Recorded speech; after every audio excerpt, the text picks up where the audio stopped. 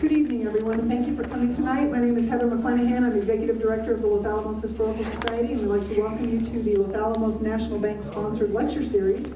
This is our sixth out of our 8 lectures that we'll be having this year, and we're very excited to have Sam Truett with us tonight, and he'll be introduced in just a second. Sam Truett is a historian of the U.S.-Mexico borderlands with allied interests in the history of the American West and Mexico, environmental history, Native American history, and comparative histories of frontiers and borderlands. He received his BA in anthropology at the University of Arizona, his MA and PhD in history at Yale University. He's been a member of the history department at the University of New Mexico since 1998. He's the author of Fugitive Landscapes, The Forgotten History of U.S.-Mexico Borderlands, and the co-editor of Continental Crossroads, Remapping U.S.-Mexico Borderlands History. He has held major research fellowships at the Newberry Library in Chicago, the Huntington Library in San Marino, California, and the John Carter Brown Library in Providence, Rhode Island. He has taught abroad in Finland as a Fulbright Scholar and was one of the first fellows at the Clements Center for Southwest Studies at Southern Methodist University. In 2008, he was selected the top young historian by the History News Network.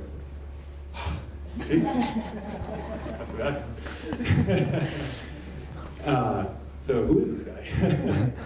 And UNM professor Truett has built scholarly communities networks, has helped build scholarly networks with Ted Turner's ranches in New Mexico and with the Newberry Consortium in American Indian Studies at the DRC and Nichols Center in Chicago. He regularly teaches courses on the history of the U.S.-Mexico borderlands, history of the U.S. West, Native American history, environmental history, and the history of comparative frontiers and borderlands. He has also helped lead Summer Field Institute's environmental history along the U.S.-Mexico border. He's currently working on a new book project that ties into our lecture here, tentatively entitled Empires Cast Away, An Adventure and the 19th Century World. This book will approach the global history of the 19th century through the adventures and border crossings of a British sailor who became a Mexican villager. He's also developing a side project on a different Globetrotter, a Russian-born adventurer who became a notorious Indian fighter, border guard, and spy in northern Mexico and southern California. He'll be telling you more about both of these border crossing characters in his lecture tonight. Now, put that aside over here. The reason I brought Dr. Truett here, besides all those professional accomplishments, is when I took 2 classes with him at the graduate level, and particularly in the graduate seminar, I found him to be one of the freshest thinkers, one of the broadest thinkers, and I think someone that just was outstanding at having this comparative perspective, if you will, and always being able to look at things from a different perspective and bring some fresh take to the table, and also as a result to stimulate people in the room to think differently and to think more broadly about things. And I thought, when I was still working here, I thought that'd be a great kind of thing to bring here, because I think you'll get a taste. I think he's a very kind of inspiring thinker, like I said, a very fresh thinker, and I think that'll show through some of what he does today. So I would say that is my experience with him, and I hope that's the experience you have with him tonight. Sam Truett.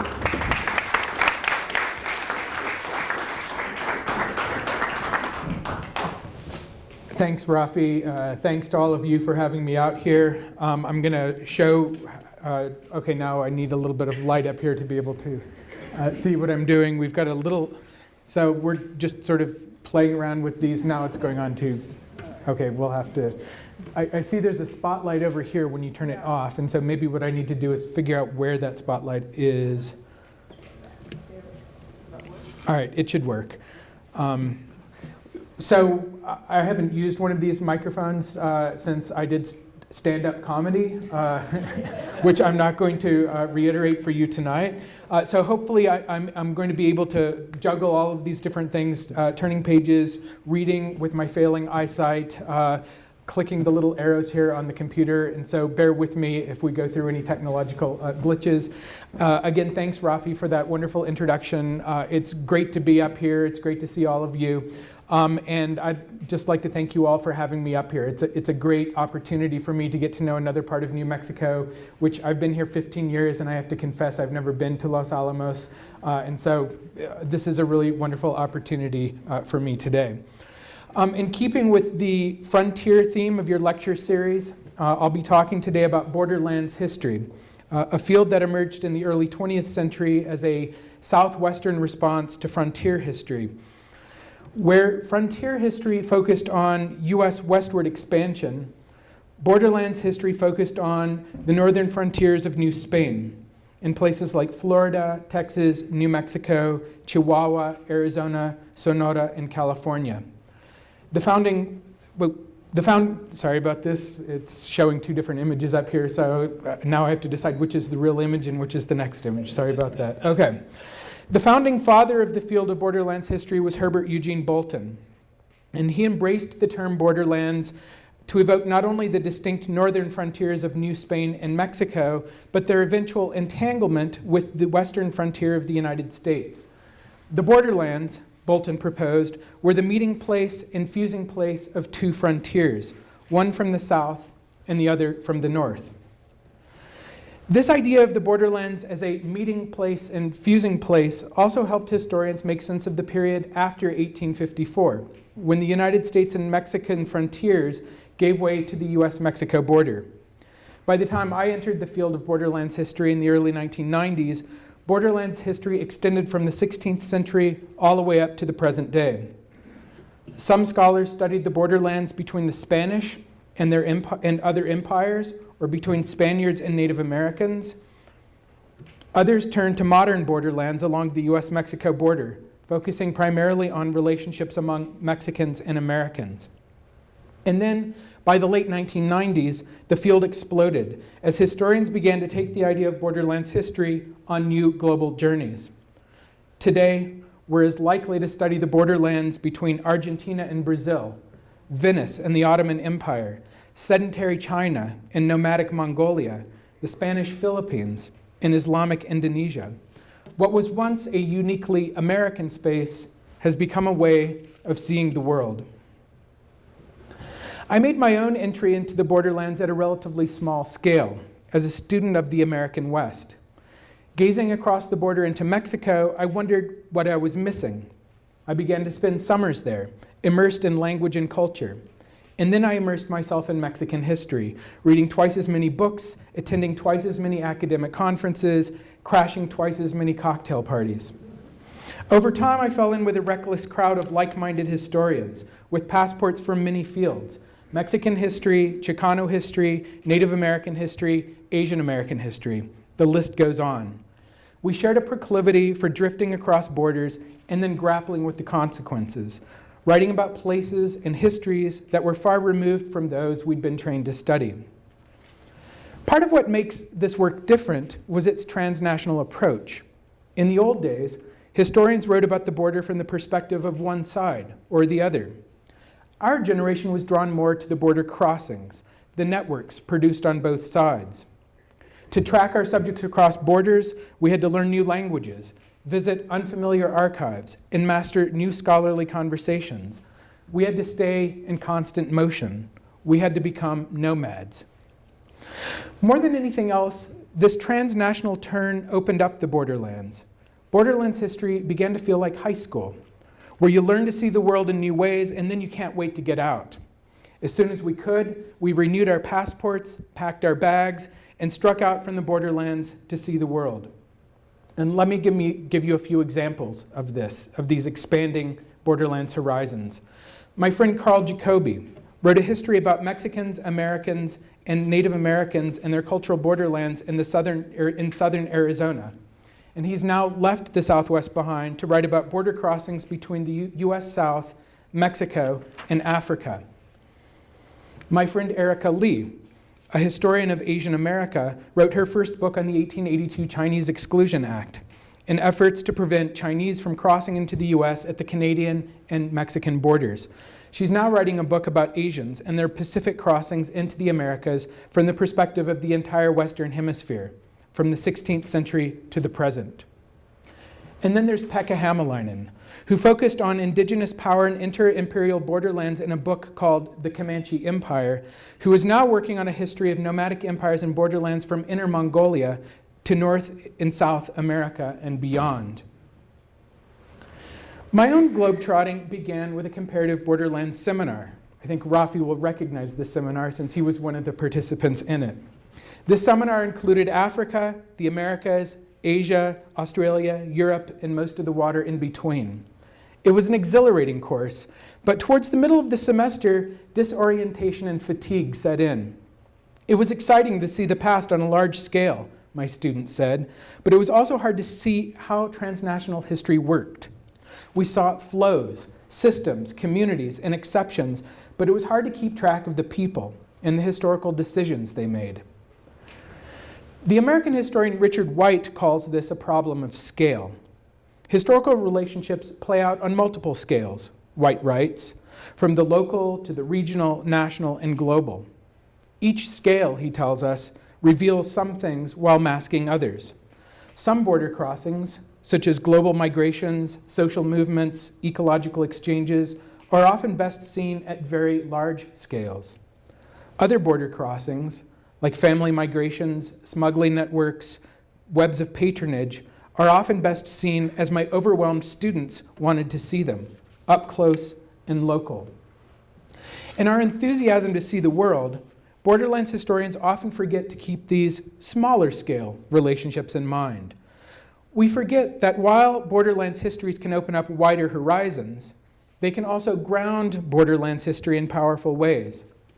Borderlands are not simply crossing over places, they're also intimate spaces of entanglement, where globe-trotting vectors touch down and get tangled up in the local contingencies of world history.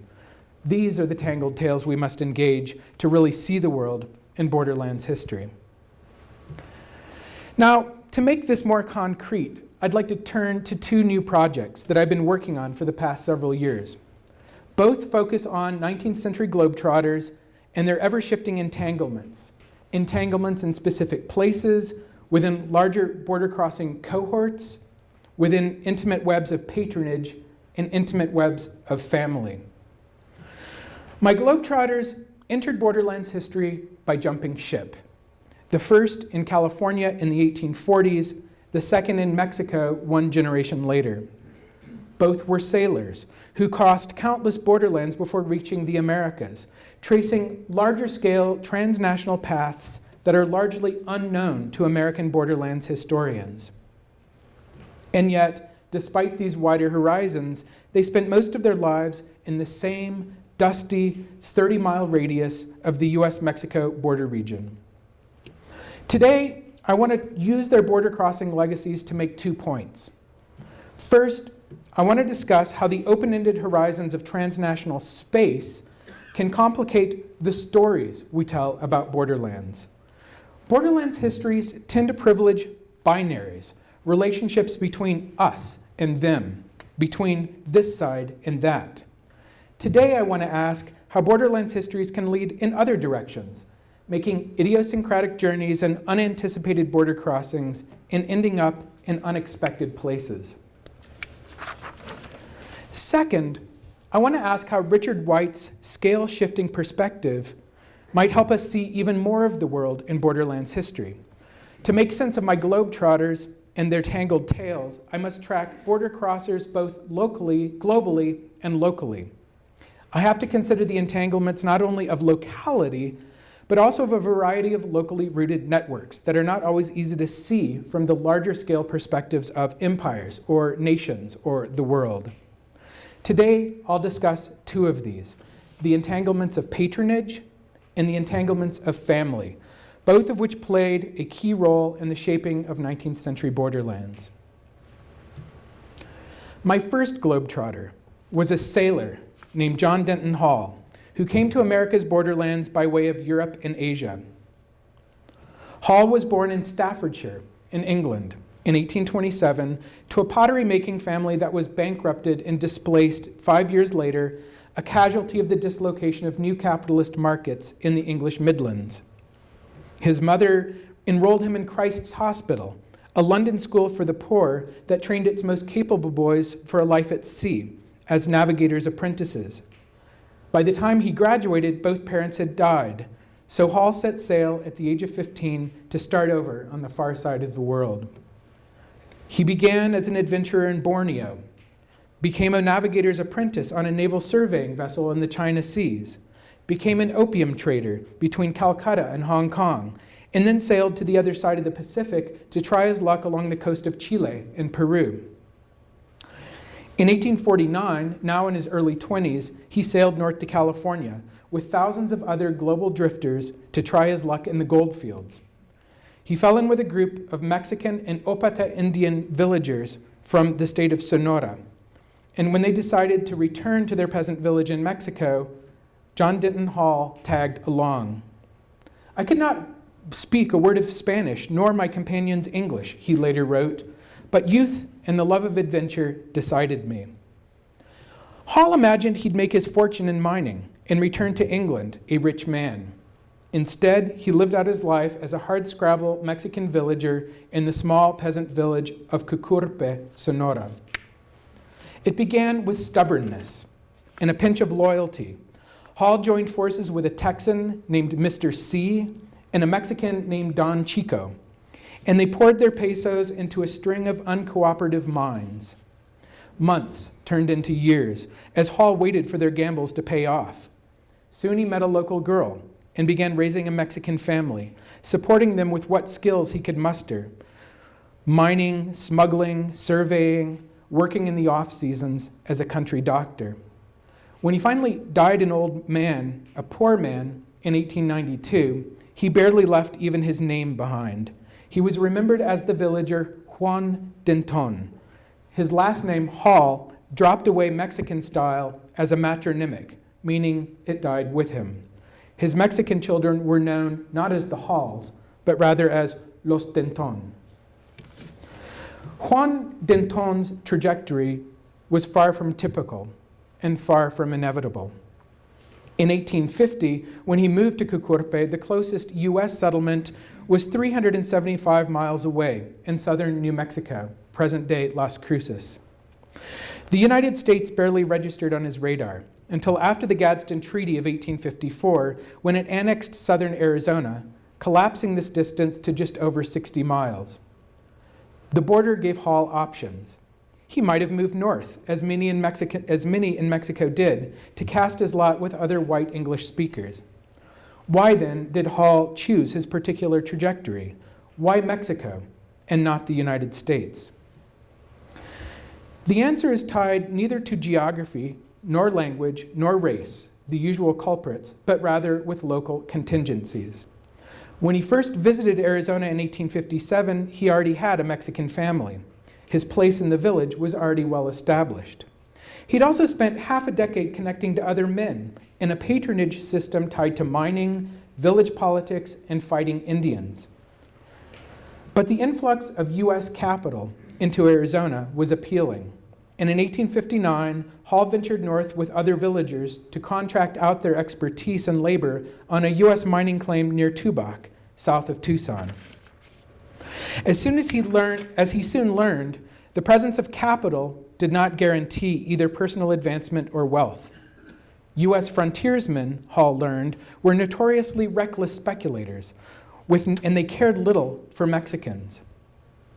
Not long after he arrived, a white mob rode through the nearby Sonoita Valley, killing several Mexicans and terrorizing others.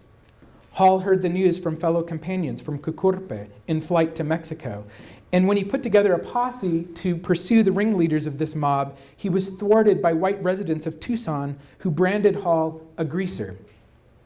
Hall had to make a choice. The racially motivated Sonoita massacre drew a line in the sand, making it difficult, as he put it, for a white man like himself to cross back and forth between nations. So he cast his lot with his village and his family, renouncing further contact with the Anglo-American West. And so the years passed, as the British sailor John Denton Hall became the Mexican villager Juan Denton. I tracked his family down, his descendants, and some knew the story about the British castaway who washed up one day in their Mexican family tree. What they didn't know was that in 1865, their great-great-grandfather sat down by candlelight to write his memoirs. The borderlands he describes are isolated and impoverished. He writes about failing mining ventures, the distance from world markets, wars among Mexican villagers, and between Mexicans and Apaches, the inability on all sides to improve one's economic standing. His memoirs read like a message in a bottle. He imagines returning to England, but he's tangled up in the world and he can't seem to get free. Few peasants have the time to write, and by 1866, Hall puts his manuscript on the shelf where it gathers dust for over a decade. And then somehow, in 1879, it travels north across the border to Chicago, where it's printed by a tiny railroad press known best for its print runs of tickets, brochures, and other railroad ephemera. 5 copies survive, including one I found at the Huntington Library in Los Angeles in 2005. It was in Los Angeles that I met my second Globetrotter, an enigmatic character born somewhere in the Russian Empire in 1853. His name was Emil Kosterlitsky, and unlike Hall, he never tried to write his own stories, although many tried to tell it for him. Some say he was born in Moscow. Others say he hailed from the Polish borderlands, and others have him taking his first breath in a Cossack military camp in the Ukraine or on the Manchurian frontier. His father was a Russian soldier, his mother German, and he spent his childhood in constant motion, moving with his family between Moscow, St. Petersburg, and Berlin. Like Hall, Kosterlitsky turned to the sea. He joined the Russian Navy at the age of 19, and then he jumped ship in the Americas. Again, we have many stories. Some say it happened in New York. Others say San Francisco, or the Mexican port city of Veracruz. Emil later told his children a different story. He told them he snuck away with a fellow sailor when the ship reached Venezuela. He then boarded a vessel bound for California, and before it reached its final destination, he jumped ship again off the coast of Sonora. The next day, he changed his name from Emil to Emilio and joined the Mexican army. Like Hall, Kosterlitsky became Mexican by taking a Mexican wife and raising a Mexican family in the village of Magdalena, less than 30 miles west of Cucurpe. But Kosterlitsky also had an edge over Hall. He was a remarkable polyglot. Some say he spoke 9 different languages, and as a military man, he found other doors open to him. In the 1880s, he gained local fame in war against the Yaqui and Apache Indians, joining a local fraternity of specialists in frontier violence with deep ties to regional networks of power. He also caught the eye of U.S. soldiers in binational campaigns against Geronimo, soldiers who relied on his ability to bridge the linguistic gap. The removal of the Apaches from the borderlands coincided with the arrival of new border railroads connecting the United States and Mexico. By the 1890s, as Juan Denton reached the end of his days in Cucurpe, Emilio Kosterlitsky was the rising star of a new border-crossing age. Drawing on his military credentials and his local prestige as an Apache fighter, he began working as an officer in the Gendarmeria Fiscal, or the Mexican Customs Guards. Here he used his skills as a warrior and as a linguist to police the line between the United States and Mexico while facilitating the passage of U.S. goods and capital south into Mexico. By the early 20th century, he started to work in tandem with a new law enforcement agency in Arizona, known as the Arizona Rangers. He and his fellow U.S. officers served as the hired guns of governments and corporations, fighting smugglers, clearing the ranges of so-called bandits and rustlers, breaking up labor strikes, and putting down revolts against Mexican President Porfirio Diaz. Like the Cossacks of Russia, Emilio Kosterlitsky had become part of a new military class that policed the borderlands for the modern state and its emerging regional oligarchies. In 1910, the Mexican Revolution broke out, and Kosterlitsky drifted again. For a time, he played a familiar role as an armed defender of Mexican Sonora, fighting rebel armies from Chihuahua that marched west along old Apache trails through the Sierra Madres. But the tide turned in 1913 when Sonora joined the revolution against President Victoriano Huerta and his military henchmen. Kosterlitsky was almost 60 that March when he lost a battle with state troops in the border town of Nogales, Sonora. He and his men crossed the line and surrendered to U.S. troops and were sent as prisoners of war to an internment camp near San Diego. Here they spent the next 17 months confined behind barbed wire until the political situation in Mexico calmed down enough so that the U.S. could safely send them back across the border. Kosterlitsky decided to stay. In 1914, he moved to Los Angeles with his Mexican family to start over, this time as a Mexican American. And it was in Los Angeles in 2005, 90 years later, that I began to piece together his border crossing story. Many Mexicans were going to Los Angeles in the 19-teens, but unlike most of their countrymen who moved to East LA, the Kosterlitsky family moved with other politically conservative exiles farther west. They bought a bungalow in the west side neighborhood of Jefferson Park, in the shadow of some of Los Angeles' finest mansions. Here, Kosterlitsky parlayed his skills as a linguist and policeman into a job with the FBI, then called the Bureau of Investigation. Until his death in 1928, he drew on multiple subject positions to spy on Mexicans, Europeans, and other so-called enemy aliens, policing new ethnic, racial, political, and national divides from the Mexican Revolution through the anti-radical climate of the first Red Scare.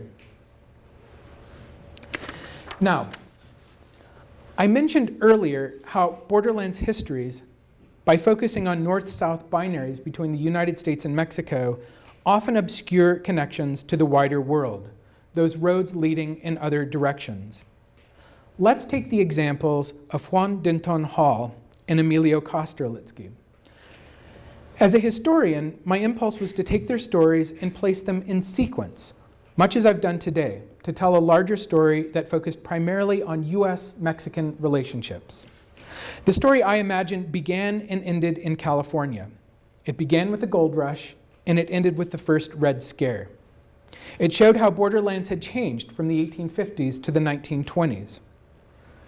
The story begins rich with possibilities, at least for John Denton Hall, who imagines Mexico as a land of opportunity. Things are different for his Mexican and Opata friends, who are returning south in the shadow of the 1850 foreign miners' tax, after which gangs of white men violently drive Mexicans out of the gold fields. The same overland journey that opens up space for Hall represents a shrinking of space for Hall's new friends. And yet, by the time of the Sonoyta Massacre, which echoes the violence of the California gold fields, Hall has become more like them, and his own spatial horizons have begun to shrink accordingly. They've shrunk due to racial and political contests, due to isolation from markets and transportation networks, all of which limits his abilities to transform and move through the borderlands as he wishes. Kosterlitsky represents a new generation, where the United States and Mexico open up the borderlands through military and economic conquest. In the second act of our borderlands story, we see the Apache removal, the rise of cross-border railroads, and what is, for Kosterlitsky, a more open-ended spatial trajectory. While Juan Denton turns inward in his shift from globetrotter to peasant villager, our Russian-Mexican looks increasingly to the world, turning border crossings to his advantage on both sides of the line. But then the revolution comes. Kosterlitsky slips north into exile and finds himself policing a new borderlands where the fluid transnational horizons of the late 19th century have given way to new dividing lines. As far as stories go, this one is compelling and even useful, but like all stories, it reveals some relationships and it obscures others. Among other things, it turns Borderlands history into a particular kind of transnational history, running on a north to south axis. It ignores the open-ended global pathways that first led Kosterlitsky and Hall to the borderlands in the first place, and which continued to shape them years after they made themselves at home there. To think about these alternative horizons, let's start with Hall, who in his memoirs says next to nothing about his globe-trotting days. He begins his story in 1850 on the road from California to Mexico, and he focuses primarily on his first 15 years as a Mexican villager. And yet, he gives us tantalizing clues. On the road to Mexico, for instance, a sojourn among the Yuma Indians reminds him of his youth, spent among the indigenous Dayaks of Borneo. He tries to speak to the Yuma Indians, without luck, I should add, in both Malay and Bengali. In Cucurpe, the use of tortillas as both fork and spoon reminds him of meals with chopsticks as a teenaged opium trader in China. And then there's the British sea captain he meets on the coast of Sonora, with whom he'd once battled Indonesian pirates. I shall never forget his surprise, Hall later wrote. I must confess that I was not rigged in a sailor-like manner, my dress being a short Mexican jacket, buckskin breeches, long buckskin moccasins, and a tall Mexican hat. Digging through shipping news, I found the sea captain's name, Sir Henry Keppel, a man who later became Admiral of the Royal Navy. Keppel led me to a ship, which led me to campaigns against Malays and Dayaks in Borneo in the early 1840s, one of many leads that eventually brought me east to the archives of London and Oxford. Tracking these clues, I began to cobble together a different narrative, one that demanded a shift of focus to larger scales. The story begins with large-scale vicissitudes of capital, sweeping across the Atlantic world, entangling Hall's pottery-making family by way of Liverpool with merchant families and consumers in Boston, Ohio, New Orleans, and the emerging American West. These same trade winds end up bankrupting the family in the 1830s, scattering 5 orphans across the span of empire. 3 of these orphans are rescued by family. Hannah floats among uncles and aunts in southern England, while Fred moves to London and Charles to Paris, where they use family networks to build a cross-channel law firm that guides European expansion into Africa and South America. Those are 3 of the siblings. Then there are the 2 who vanish into the shadows of empire. John, who becomes a peasant villager in Mexico, and a sister, Jane, who drops off the map in the goldfields of Victoria in Australia. I've gotten glimpses of Jane's story from descendants, how she met an early death in the Australian bush, how her daughter was taken in as a servant, eventually raising 13 children of her own in a remote village a quarter of the size of Cucurpe in Sonora. John and Jane spin parallel strands in a transnational web of resource extraction at the edges of empire, where their labor links together hardscrabble landscapes in Borneo, California, Mexico, and Victoria. At a small scale, it's a family. But at a larger scale, it knits together nodes of a global story of imperial power and its limits. Hall's own travels maps out a larger Pacific Ocean-centered world, linking Borneo, California, and Mexico to other places on his itinerary, including Calcutta, Singapore, Manila, Hong Kong, Nagasaki, Valparaiso, and Callao. These webs matter a great deal in Mexico, which in the 1850s is bound much more tightly to British trade in the Pacific than it is to the United States. Most British merchants that Hall meets in Mexico began like him on the far side of the Pacific, as adventurers, as sailors, as opium traders.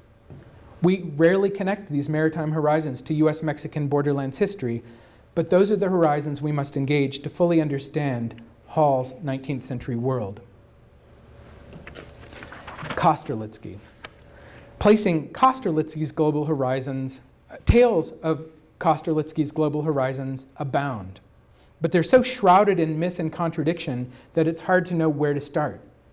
You'll recall the disagreement on his place of birth: Moscow, Poland, the Cossack borderlands of Ukraine, the Manchurian frontier. Americans called him the Russian. Mexicans called him El Polaco. Kosterlitsky embraced his Russian roots, but rarely discussed Germany or his German mother, Amelia, even though he took her name. I ought to speak German, he told a US reporter in 1906, but that is one of the things I could never conquer. Those big words. The problem came when I tried to track down that Russian vessel that brought Kosterlitsky to Venezuela in 1872. Kosterlitsky's son remembered the date from his father's stories, so I took that date and I plugged it into a newspaper database and came up empty. There were no Russian ships, even remotely near the Caribbean, that month. What I did find took me off guard. That very same week, 3 German warships sailed through the ports of northern Venezuela. Our Russian drifter may have had more to do with Mother Germany than he was letting on. If my hunch is correct, we have a young sailor from an even younger German nation sailing west to enforce German commercial claims against the government of Venezuela. It also places his travels in an imperial context similar to that of John Denton Hall. Because just as England dominated foreign commerce on the west coast of Mexico in the 1850s, so did Germany dominate the commerce of Venezuela in 1872. Kosterlitsky and Hall, in other words, were not just drifters. They would have sailed in well-worn currents of maritime power. Yet, as evidence as these connections might be to historians of the British Empire or historians of Germany, they're conspicuously absent in my earlier story I told you about Kosterlitsky, Hall, and the binational borderlands. Recovering Kosterlitsky's lost German coordinates can also help us tie his later trajectory to the world beyond the United States and Mexico. German is one of the things I could never conquer, he said in 1906. But as a spy in Los Angeles many years later, his field operations focused primarily on Germans, because in fact, he spoke the language like a native. He often spent his days in Pershing Square in LA, posing as a German doctor. Scores of enemy Germans would hawk the Kaiser with him at secret meetings and banquets, wrote one LA reporter in the 1920s, only to find themselves under arrest or bound for an internment camp. If Germany dominated his life as a spy, there were his other cases, the transnational contours of global anarchism, the Yellow Peril, the Back to Africa movement, Mexican insurrectionist movements, and all the other large-scale global currents that washed up on Kosterlitsky's desk in the field office of the FBI. The US and Mexico were only 2 of many coordinates in a transnational space that for Kosterlitsky pointed in countless directions. And yet, Hall and Kosterlitsky also lived transnational lives that pivoted on the smallest and most local and intimate of border crossings. To understand why Hall and his sister Jane ran off to Borneo and Victoria, it's not enough to study the dislocations of industrial capitalism. I have to begin smaller than this, to see how canals and railroads and transatlantic markets put families in motion between rural Cheshire and industrial Staffordshire, turning some children into manufacturers and others into bankrupt travelers and exiles. To find Hall in Asia, I also have to start small. Newspapers and official reports say a lot about ships and captains in Borneo, China, and India, but they ignore unremarkable teenage sailors. Hall began as an adventurer with a former East India Company official named James Brooke, who insinuated himself in battles among Malays and Dayaks on the northern coast of Borneo and emerged as a ruler, the self-styled White Raja of Sarawak. By the time Hall reached Borneo, the British public had fallen in love with Brooke and his Sarawak adventure. And yet, with all the ink spilled on the White Raja of Sarawak, I found nothing on my young Globetrotter. I searched in vain through Admiralty records, East India Company records, even Brooke's personal archives in Oxford. It was only by strolling into the local village of Kuching that I found him, working for a small merchant house that traded with Chinese miners and Malay plantation owners to make the White Raja's venture pay. And when Hall left Sarawak on a surveying ship, I could track him only as a name on muster rolls, and only by combing through hundreds of half-forgotten crew lists did I find the Irish opium trader who paid Hall second mate's wages to risk his neck along the coast of China. These local excursions allowed me to see new linkages, months spent with Chinese miners in Sarawak, and surveying and smuggling his way across the China seas, built a skill set that served him well as a Mexican miner, Mexican surveyor, and Mexican smuggler. They even explained his occasional stints in Mexico as a traveling doctor. He was known among the Opata Indians of Sonora as a healer, drawing both on local knowledge in skills he'd learned abroad. Nothing, however, in his English education had prepared him for this, but months at sea, assisting the ship's doctor, certainly might have. And botany and indigenous healing practices were also obsessions with his fellow adventurers in Sarawak and the China Seas. Everywhere the men landed, from India to Borneo to the Philippines to Japan, they gathered plants and recorded cures. One fellow traveler, another teenager named Hugh Lowe, became well known in scientific circles for his command of Sarawak ethnobotany. In 1848, Lowe published an account of Borneo's plants and cures that was strikingly similar to Hall's later accounts of Opata ethnobotany in Mexico. These are global connections, but they're invisible at a global scale. To see them, one must travel locally, from ship to ship, from village to village, like Hall, tracing webs in unanticipated directions, leaving the indelible marks of local relationships in unexpected places. Idiosyncratic connections like these are important in making sense of Hall and Kosterlitsky, but it's also useful to think about larger patterns. And it's useful in particular to think about frameworks of interconnection. In Hall's case, I'm intrigued by the extent to which his global travels are tied to webs of patronage that operate sometimes in the service of nations and empires and sometimes quite independently. The dislocations of global capital send Hall into the world, but webs of patronage, patron-client relationships, prepare him for a very particular life abroad.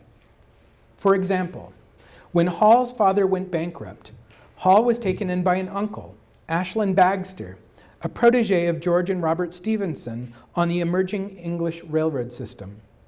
Railroad patronage networks led Hall to London alderman John Peary, who presented Hall to Christ's Hospital, whose Royal Mathematical School was a famous training ground for young navigators. John Peary was London's largest shipping broker in the East Indies, and I can track his long arm across Hall's maritime trajectory. Peary knew the London merchant who apprenticed Hall to his clients in Sarawak. Peary knew the commander who made Hall a navigator's assistant in the China Seas, and he most likely introduced Hall to the opium trader who whisked him off to Calcutta in Hong Kong. This way of finding one's place in the world, from man to man, from patron to patron, continues in the Americas. In Mexico, the British captain Henry Keppel meets Hall on the coast, and then he sets him up as a smuggler on the coast, situating him in networks leading from one British merchant to the next, from Sonora all the way south to Tierra del Fuego. When Hall enters the village of Cucurpe, his incorporation into village life has much to do with his friend Don Chico, a military commander and Apache fighter in a region bound together by the same kind of military patronage that structured Hall's trajectory through the China Seas. Both Hall and his friend, the enigmatic Texan, Mr. C, serve obligations to the community as officers in Don Chico's Apache fighting militia. In this community of violence, military patronage turns Hall and Mr. C into villagers, but villagers of a very particular kind, men who can count on the loyalty and productive labor of other men. This same community of violence later facilitates Emilio Kosterlitsky's passage through the Borderlands. As you'll recall, Kosterlitsky's battles against Apaches in the 1880s make him not only a Mexican patriot, but a member of a frontier military fraternity that had privileged access to land and political authority. These relations of patronage also matter on the US side of the border, in Arizona, where white elites also build political status on the brutal conquest of native peoples. In other words, in Sonora and also in the state of Arizona, you were able to move up the ranks by claiming your membership within a larger community of people who had fought Geronimo or who had fought other Apaches during that time. That's what made you a pioneer. That's what made you a loyal resident either of the state of Sonora or of the state of Arizona. Kosterlitsky relies on these transnational ties to Arizona's Indian fighters to buttress his power as a customs guard. He and his closest friend in the Arizona Rangers, a former Apache fighter named Tom Rinning, policed the border in ways that were tied much more firmly to their networks of local privilege than to the letter of the law. Now, these networks also served Kosterlitsky in exile when the Mexican Revolution sent him north across the border. Tom Rinning and other Indian fighting cronies write letters of recommendation for Kosterlitsky and send these to the officer in charge of the San Diego internment camp. This officer in charge happened to be the son of a famous Indian fighter at the Battle of the Little Bighorn, so a fellow Indian fighter. These connections, these letters of recommendation from one Indian fighter to the next, earned Kosterlitsky and his family a bungalow outside of the camp while the rest of his men lived behind barbed wire. And then in 1914, after Kosterlitsky's release, Tom Rinning and another member of his Arizona law-keeping fraternity, a U.S. immigration inspector named Charles Connell, pulled strings to land Kosterlitsky a job with the FBI. And former Arizona Ranger Arthur Hopkins was Kosterlitsky's desk mate in the Bureau through the late 1920s. Former Indian fighting and bandit fighting buddies, now these two older men spied on enemy aliens, broke into apartments, read mail, infiltrated secret meetings, translated foreign languages, and typed up reports on the state of radicalism in Los Angeles well into their 70s. If networks among men, if patronage networks or patron-client networks helped my Globetrotters find their bearings in the world, local connections of family mattered just as importantly. And so now I want to talk very quickly about the importance of family in these relationships. In the case of Hall and Kosterlitsky, webs of association and obligation among men are often easy to see in the public record, whereas family networks are often much more deeply buried. Hall says a lot about his business dealings with Don Chico and Mr. C, but he says nothing about his family. In his 300-page account, the only clue that he had a Mexican family is an almost accidental reference to his child's vaccination. And there are reasons for this. Hall wrote at a time of political upheaval, a time in which naming names would have put his family at risk. To learn more about these intimate details, the networks that held Hall in place, I did what others do when slipping under the radar to search for past families. I befriended a genealogist. We found a posting from someone named Tony Dalton on a genealogy website in the United States. A British sailor appeared one day in Tony Dalton's great-great-grandmother's village and became his great-great-grandfather. Tony was hard to find. We tracked Daltons to Nebraska, to East LA, West Texas, and Southern Arizona, making dozens of cold calls. We came up with dozens of stories, all of them made up, about how Hall's grandkids migrated and moved, migrated to the northern plains to pick beets, to work on Arizona's railroads, or moved like the Kosterlitskys to the barrios of California. Tracking Tony Dalton, we found stories of migration at local, intimate scales that one rarely encounters in either US or Mexican histories. We finally found Tony in Dallas, Texas, working as a computer troubleshooter. "Someone in my family wrote a book?" he asked incredulously on the phone. Then Tony told us about growing up in Tucson, visits to cousins in the village of Cucurpe, the stack of old letters tucked away in his closet. With these letters, we began to assemble names, place names, and other clues, including the name of a London school named Christ's Hospital. Lucky for me, Christ's Hospital still exists, so I joined an online discussion board and began to ask questions. A student visiting the school's archives pulled up the register for 1843, and there he was, a teenage orphan named John Denton Hall, apprenticed to a ship of merchant adventurers bound for the island of Borneo. From this single reference, a globe-trotting history slowly fell into place. This same genealogist helped me track down Kosterlitsky's descendants in California and Texas, and other descendants wrote me in response to a piece I published in a Los Angeles magazine. I even got a note from Rudy Acuna, a founding father of Chicano history, who remembered partying with Emilio's granddaughter. "I was pretty wild, so the relationship wasn't formal," Rudy writes me in an email, by which he means he didn't really care for the wealthier families of the exile community, even though his grandmother and Kostelitsky ran in the same conservative circles south of the border. These are the kinds of things we learn in family history. We learn things on a local, intimate scale that cannot be learned in any other way. But it's not just that family history offers different insights. It's also that, for me, Borderlands history has increasingly become family history.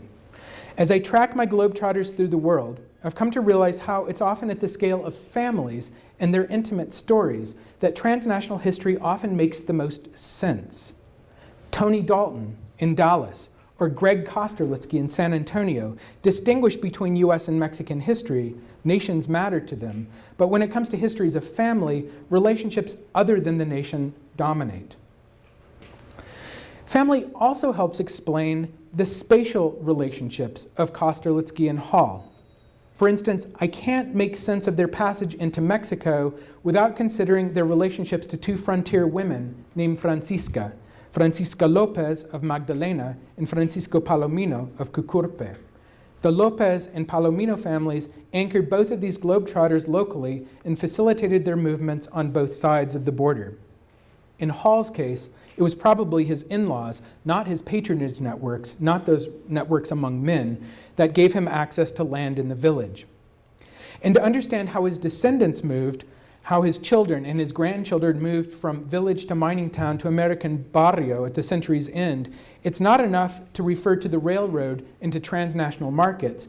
One also has to look at households and cousins and godparents, since these were the stable anchor points that made mobility possible. Family networks worked in tandem with patronage networks, and in villages like Cucurpe, it's often impossible to tell the two apart. The same is true for other spaces in Hall's trajectory. For instance, the networks of patronage that linked potteries in Burslem and Tunstall in Staffordshire.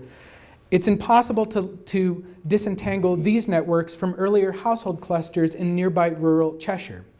To understand how they moved from Cheshire to Staffordshire, I have to look at families who went from becoming farmers to being owners of earthenware manufactories. And it's only at that scale that I can understand how you move from one place to the next. The same could be said for the almost incestuous web of patronage on Hall's surveying vessel, or other royal naval vessels like it, that often bound uncles, nephews, and cousins together as patrons and clients on what became for some a floating household. The Royal Navy was famously an incestuous space where people were connected together not only by how they moved up in the naval profession, but who they were related to and whose uncle hired whose cousins or whose nephews. Family similarly helped Kosterlitsky navigate a range of border spaces in the US-Mexico borderlands. His first wife, Beatriz Sosa, hailed from a prominent frontier family in Moctezuma, where he first climbed the ranks as an Apache fighter. Like his second wife, Francisca Lopez, she helped him pass as a native in a region notoriously closed to outsiders. Kosterlitsky continued to rely on both of these family ties as a spy in Los Angeles. Part of his job as a spy was to monitor violations of neutrality laws with Mexico, the illegal passage of guns or money or conscripts across the border. To do this, to spy on these individuals, he needed reliable access to informants in Mexico, and he used his family in Mexico to see what other spies in the United States simply could not see. Family also eased Kosterlitsky's passage into Mexican circles in Los Angeles. I mentioned earlier that he moved to the west side, at a distance from Mexican East LA, because he ended up on the unpopular side of the Mexican Revolution. Over time, his wife, Francisca Lopez Kosterlitsky, and her children formed new class-based networks leading through places like St. Vincent's Catholic Church downtown to bring the family back across Los Angeles into the ethnic Mexican fold. When he died in 1928, Kosterlitsky was buried in Cavalry Cemetery at the heart of East LA, where he was remembered as a loyal Mexican. Among his pallbearers was Adolfo de la Huerta, a revolutionary leader who helped drive Kosterlitsky out of Mexico in 1913. Kosterlitsky's final voyage from Jefferson Park to East LA underscores the power of family in the making and remaking of the borderlands. When Juan Denton died of pulmonary fever in 1892, his children gave him a more modest burial in the Cucurpe village cemetery. It had been years since this former Globetrotter had crossed a border, but for his family, the border crossings had just begun. The modern world that Juan Denton dreamed of continued to bypass Cucurpe, which even today lies off the beaten track. Over time, the village dwindled as children and grandchildren moved to larger towns and cities on both sides of the border. Tony Dalton goes down the list over coffee in Dallas. 2 aunts live just over the pass in Magdalena, he tells me, but most have moved to Texas or Arizona or California or somewhere else in Mexico, far, far away from the village of Cucurpe. Tony reads his great-great-grandfather's memoirs and dredges up a wealth of childhood memories of his own, prospecting with his Mexican uncle in the same mountains that failed John Denton Hall. It runs in the family, he says. My uncles and granduncles sunk most of what they had in those hills, and I'd probably do the same if I lived in Mexico. On a lighter note, he says, I like making pottery, and now I know why. It came from John. It came with John from England to Mexico, and my mother brought it north. I understand it now, Tony tells me. Making pottery runs in my blood. Tony means it literally. He believes these things. And for me, it works nicely as a metaphor for everything I've been talking about today. History circulates a lot like blood or family, whether across the world's oceans, across national borders, or in local efforts to bring fragments of the world at large together in one place, wherever that place may be, in an effort to work, live, reinvent, and pass it all on. Stories like these remind us why it's important to open up Borderlands history, to point in many directions, on many scales. They remind us not to overlook the local, the intimate, the familial, in our effort to master the transnational. They remind us of the quotidian, everyday relationships that anchor Borderlands in place while connecting them to wider horizons. It's important, as historians, not to forget these connections. It's what keeps us from getting lost in our enthusiasm to see the world. Thank you.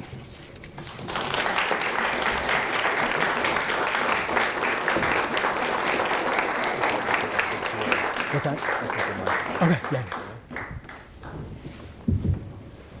All right, so do folks have any questions? Thank you, Dr. Truett. Sure. Kind of questions or comments? So, John Hall, you mentioned, was involved in the opium trade, and I had the idea that that was very lucrative in those days. Did all that revenue go to his failed mining things, or what happened? So the question was, if the opium trade was so lucrative, then, A, why did he leave? And B, how did he use that money? He was a second mate on board this opium trading vessel. His captain would have gotten a fair cut of what they got from that vessel. He would have gotten second mate's wages, and that would have been about it. It was a lucrative position for a young merchant sailor like himself to move into, because eventually he might move up to command his own ship, and then as commander of his own ship, he might expect to then keep certain amount of the profit made from year to year and maybe retire in greater style than he ended up retiring in Mexico. The reason he didn't, as far as I can tell, is that 1848 and 1849, the year that he was in the opium trade, was not a very good year for trading opium, in part because of all the revolutions going on in Europe in 1848, and because of all the economic dislocations that came about as a result of that. If you look at statistics of the take of opium during that time, that year is kind of a glitch where things kind of drop down. So there was a disincentive for him to go back, and as he was sailing back to England, by the time he got to South Africa on the return trip, news of the California gold rush was starting to circulate. And I suspect one of the reasons that he went to South America in the first place was actually to get closer to California and maybe make South America just a stopover place, as it ended up becoming, on his trip to the gold fields, which in 1849 looked a lot more lucrative, potentially, than the opium trade. So I would say it was kind of the accident of timing, more than anything else, that put him in a position not to begin to kind of gather that wealth He clearly had some wealth when he was in California. He lost almost all of what he had in a fire, one of the big fires that happened in San Francisco during that time. By the time he went to Mexico, he really didn't have any money at all. Stories from the family are that he made trips north of the border every now and then to Tucson to essentially wire his sister, to have his sister wire him money from England. And I suspect most of that money went immediately down a hole in the ground and forced him to then return to Tucson, the following year or 2 years after that to make the same plea to his family. But again, to get to your question about the opium trade, it was the accident of timing more than anything else that kind of set him along the path that he followed. Other questions? Comments? Questions? How long did it take you to research all of this? Too long. I'm still in the middle of it. Okay, so I really started seriously sitting down with the John Denton Hall Project in late 2006, early 2007. So since then. A lot of what I'm able to find these days online shrinks that time considerably. I can use sites like Ancestry.com, FamilySearch.org. I don't know how many of you out there do family history or genealogy, but these sites are godsends, as are digitized versions of the London Times, digitized versions of the Singapore newspapers, and all kinds of other things that I could do in my PJs from my bedroom, essentially, to prepare for a more formal trip to the archives in London and Oxford. The time in London and Oxford really have amounted to about 5.5 months. And on top of that has allowed me to essentially get where I am. And then all the time in between was just me doing all the other things I have to do as a professor, teach classes, write other articles, et cetera, et cetera. Yeah. Other questions and comments? One thing I'd like to add is, you want to talk about transnational, and you're talking about how in family histories, the nation state sort of takes a back seat as a primary lens, right? And you know, when we step outside of family histories, we tend to look through the lens of a nation state. And in my family, for example, which I have family on 6 continents on this Antarctica. But family in 6 continents over the course of a long time, you know, that really holds true. I mean, you want to talk about Borderlands and transnational stories and the histories where kind of nation states all of a sudden sort of, they matter, but they really take a different kind of position in the hierarchy in those kinds of stories. So that's kind of interesting. It's kind of something that really stuck with me from that. All right, any other questions or comments? I've got one in the back. Oh, you got one in the back? I don't see it. Oh.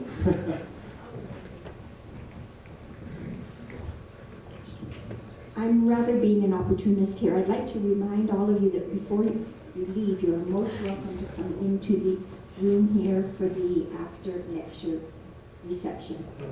So I don't gain any more weight. Take it all home. See what happens when I leave. I forget the most important part of the evening.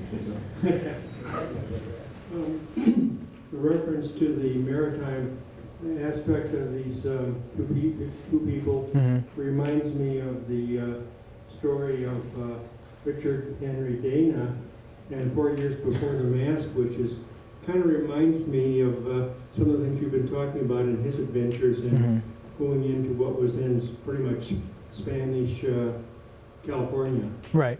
Very fascinating story. I mean, I think, so I don't know how many of you are aware of Richard Henry Dana's 4 Years Before the Mast. It's a journey in the 1830s, I want to say. He's a Harvard boy who travels west eventually to California. His account of his journey is known, among other things, for its discussion of punishment, corporal punishment on board ships. But for people who work in the field that I work in, his descriptions of Spanish California are absolutely crucial and some of the best, kind of most vivid accounts of these we have. People like Dana or John Denton Hall, for example, during this time, what I'm learning is there were many, many more people like this than we tend to remember. It's easy for us to divide the world up into different nations. or maybe specific ocean basins and say, well, that's US history, or that's Chinese history, or that's the history of the British Empire, or that's a particular group of people who sailed particularly within the Pacific Ocean. But it seems to me that almost every individual who passed through these places in the mid-19th century was passing through to some other place. And they were constantly crossing borders, constantly kind of poking holes into the sides of nations and into the sides of ocean basins and other kinds of things, completely complicating whatever neat stories we think we might tell by dividing the world up into these discrete little units. These are kind of like, trying to think if I can think of a Los Alamos sort of term for describing these, like free radicals in a sense, that sort of kind of shoot out from their orbit and sometimes, chemically connect with components of other molecular orbits, and in the process completely transform the larger sort of structure of the world in which they live. The 19th century is filled with free radicals like these that are not just moving from one place to the next, but changing the whole molecular structure of the world. There, that's my attempt to try to speak. Your talk also reminded me a lot of Cormac McCarthy's trilogy on border crossings. Young men in their teens going down into cultures they knew nothing about and experiencing these connections that you talked about of young people, young men, and criminals and families and whatnot. And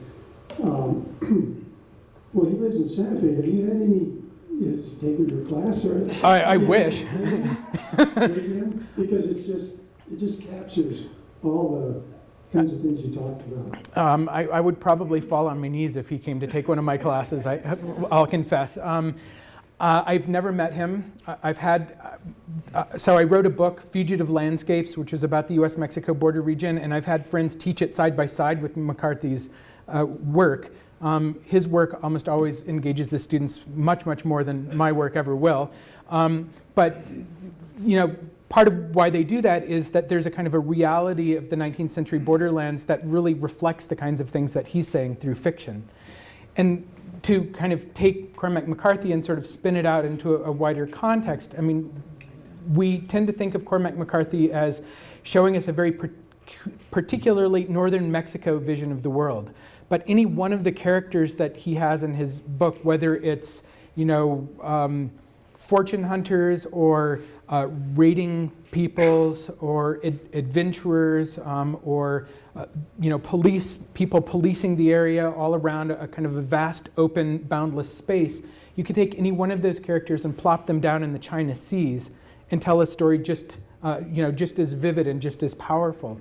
And part of what I'm trying to do in the larger book project for the John Denton Hall project is to kind of think about how we can take stories of Apache raiders in the US-Mexico borderlands and tell their stories side by side with the so-called pirates of the Sulu Sea, which was this famous area within the middle of the China Seas during the mid-19th century, and not only asking how their stories resonate with one another, but what does it mean for someone like John Denton Hall, who passes through both of those places, when he's thinking about how to think about Apaches, he's thinking about them in relationship to the pirates that he saw before. And even though he doesn't have a Cormac McCarthy to help sort of add a kind of mythic depth to these encounters, what he does have is a whole genre of sea stories coming out of the 19th century that serve very much the same sort of role of young, drifting men moving into these violent, carefree worlds and having very much the same sorts of adventures. So I think if Cormac McCarthy came to my class, I'd want to put him in a seat and run and find, O'Brien, let's say. I'm blanking on his first name now, but what's that? Patrick O'Brien, thank you. Patrick O'Brien, put them together, have them talk about how their stories resonate with one another. Then I think we could see some really fun kind of action. Incidentally, Patrick O'Brien models many of his characters. So he's the master and commander of the far side of the world, is modeled on a kind of a cohort of individuals from the 19th century, some of whom show up as actual people in the book that I'm writing. So, for example, Francis Frederick Marryat is one of the pioneers of sea fiction, and O'Brien very much models his books after Frederick Marryat's books. And Frederick Marryat's son was John Denton Hall's teenage messmate on board the surveying vessel through the China Seas, and also traveled to Gold Rush, California, as did John Denton Hall, and wrote an account about it. So the more you kind of scratch the surface with these things, the more all of these things seem to be tangled together. Yeah. Not a very important point, but I think you referred to John Hall's second wife as Francisco. Probably. Did I mishear that? I've probably mispronounced a lot of words up here. Francisca, yeah. No, Francisca. Francisca. Okay, my ear. He wasn't quite that adventurous. So, And by coincidence, was that also the first name of Kostelitsky's wife? yes, so they were both Francisca. Francisca. That's right, yes. Yeah. Lopez. Yeah, Francisca, that's right. Thank you. Yeah. Anything else?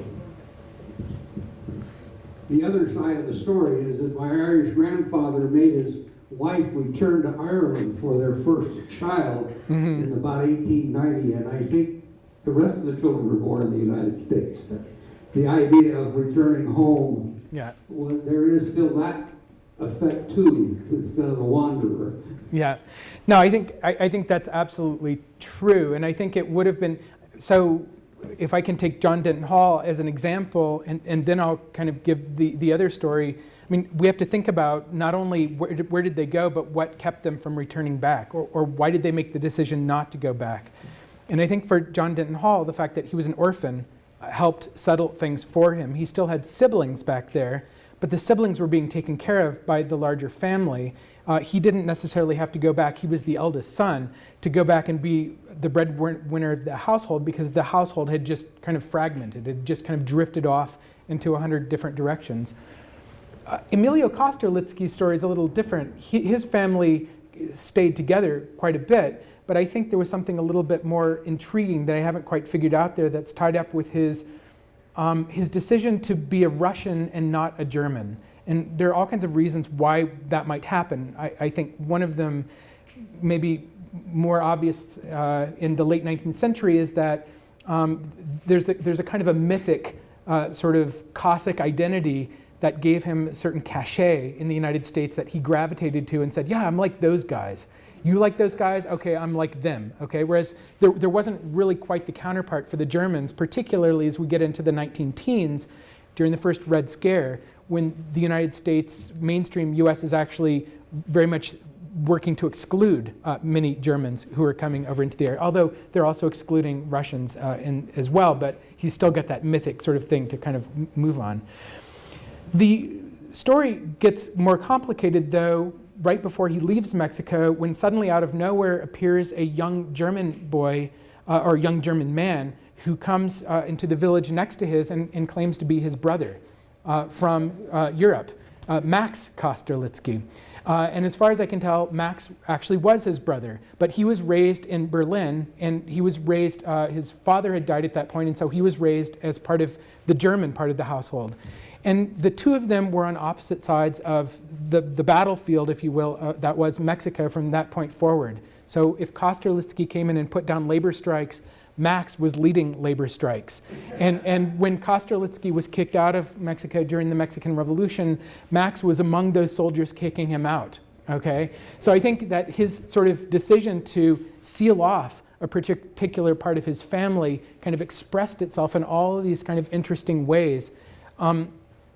And I think the point to draw from that is that we tend to think of family as these congenial sort of units that hold people together, but sometimes that's not the way family works. And sometimes they can become these very, they can become as violent as these nations become in this particular instance, to drive people apart and to push them into very different identities and to push them in a position where they never want to return home, much less claim any kind of connection to that home. Any other questions or comments? You know, I can tell you where you're staying tonight if you want to continue with the questions. Knock on the door. Thank you.